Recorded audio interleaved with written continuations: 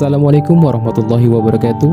Sahabat cerita langit dimanapun kalian berada, semoga senantiasa diberikan kesehatan untuk kita semua. Pada kesempatan ini kita akan mengisahkan seorang ibu yang memasak batu untuk anaknya di zaman Khalifah Umar bin Khattab. Sebelum kita lanjut pada kisahnya, mari support channel ini dengan klik like, komen, dan subscribe.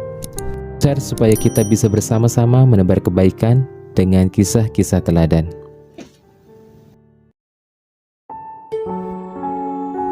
Pada suatu masa di kepemimpinan Khalifah Umar, di tanah Arab musim kemarau berjalan cukup panjang. Hujan sudah lama tidak turun, sehingga pepohonan mengering, membuat tanah-tanah di sana semakin tandus dan gersang. Suatu malam, Khalifah Umar mengajak seorang sahabat bernama Aslam untuk mengunjungi kampung terpencil di sekitar gurun yang sepi. Sayyidina Umar jarang tidur malam, dikarenakan ia sering berpatroli melihat masyarakat secara langsung demi memastikan keamanan penduduk di bawah kekuasaannya.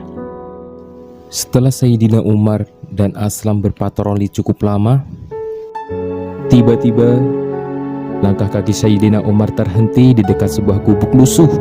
Suara tangis anak kecil mengusik perhatiannya. Khalifah Umar lantas mengajak Aslam mendekati gubuk itu untuk memastikan apakah penghuninya membutuhkan bantuan mereka. Setelah mendekat, Sayyidina Umar mengetuk pintu dan mengucapkan salam.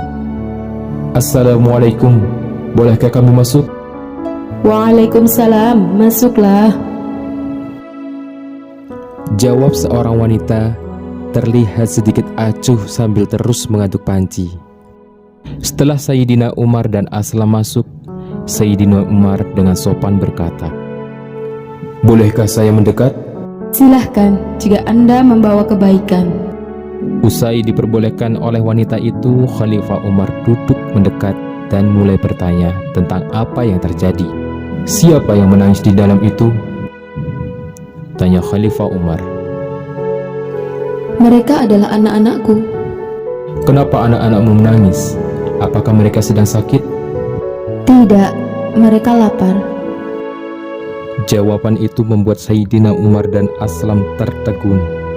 Keduanya masih terduduk di tempat semula cukup lama. Sementara anak kecil di dalam gubuk masih saja menangis, dan ibunya terus saja mengaduk panci di perapian. Perbuatan wanita itu membuat Khalifah Umar penasaran. "Apa yang kau masak, hai ibu? Mengapa tidak juga matang masakanmu itu?" "Kau, lihatlah sendiri." Khalifah Umar dan Aslam segera melihat isi panci tersebut. Seketika itu juga mereka kaget melihat isi panci itu. Sambil berteriak tak percaya, "Apakah kau memasak batu?" "Aku memasak batu-batu ini untuk menghibur anakku." Inilah kejahatan Khalifah Umar bin Khattab. Dia tidak mau melihat ke bawah apakah kebutuhan rakyatnya sudah terpenuhi atau belum. "Lihatlah aku seorang janda. Sejak pagi tadi aku dan anakku belum makan apa-apa. Jadi anakku pun kusuruh berpuasa dengan harapan ketika waktu berbuka kami mendapatkan rezeki. Namun ternyata tidak. Sesudah maghrib tiba, makanan belum juga ada. Anakku terpaksa tidur dengan perut kosong. Aku mengumpulkan batu-batu kecil, memasukkannya ke dalam panci dan kuisi air. Lalu batu-batu itu kumasak untuk membohongi anakku dengan harapan dia akan tertidur lelap sampai pagi. Ternyata tidak. Mungkin karena lapar, sebentar-sebentar dia bangun dan menangis minta makan. Namun apa dayaku, sungguh Umar bin Khattab tidak pantas jadi pemimpin. Dia tidak mampu menjamin kebutuhan rakyatnya." Wanita itu tidak tahu yang ada di hadapannya adalah Khalifah Umar bin Khattab. Aslam sempat hendak menegur wanita itu, tetapi Khalifah Umar mencegahnya. Sayyidina Umar lantas menitikkan air mata dan segera bangkit dari tempat duduknya. Dengan air mata berlinang, segeralah diajak Aslam pergi cepat-cepat kembali ke Madinah.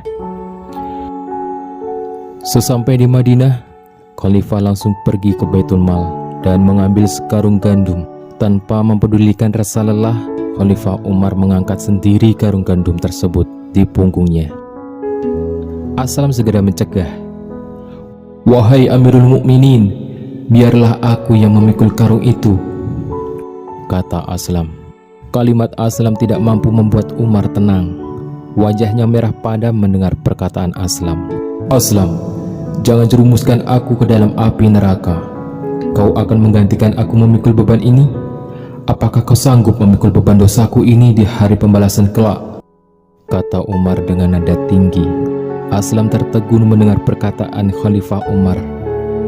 Sembari terseok-seok, Khalifah Umar berjuang mengangkat karung itu dan diantar ke gubuk tempat tinggal wanita tersebut. Sesampainya di sana, Khalifah Umar menyuruh Aslam membantunya menyiapkan makanan. Khalifah sendiri memasak makanan yang akan disantap oleh wanita itu dan anak-anaknya.